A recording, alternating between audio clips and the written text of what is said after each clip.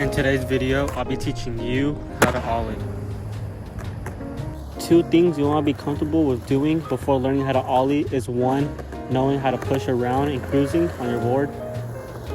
Two is knowing how to tic-tac, which is churning.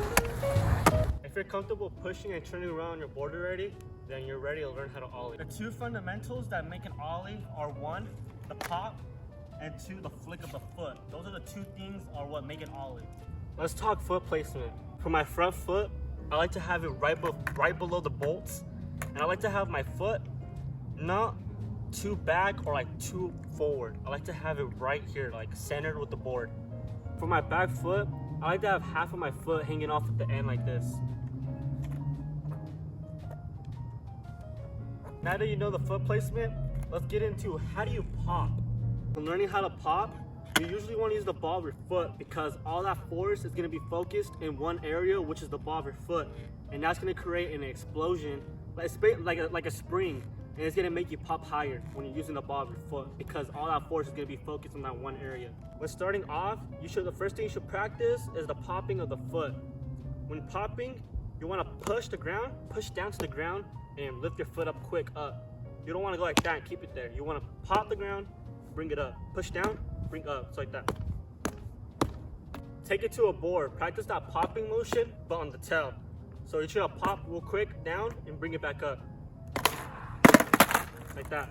Once you get that popping motion of the tail, you're gonna want to take it to the board now. When doing it on the board, it's the same thing. Remember, it's the same thing. It's just you're standing on the board. You're gonna do the same thing. You're gonna pop down and bring it up quick. Once you start doing it, practice doing this. This is gonna help you get comfortable with the popping motion. Once you got that down, you can start practicing the flick of the foot. When learning how to flick, I suggest you practice doing this. Push down on the tail and flick up with your front foot. Push down, flick up. When doing it, when flicking up, your foot's not straight. It's not going like that. You're bending your ankle and you're flicking up. So you're bending your ankle. Once you're comfortable with that flicking motion, I suggest you look for a pull because now you're gonna start practicing putting everything together.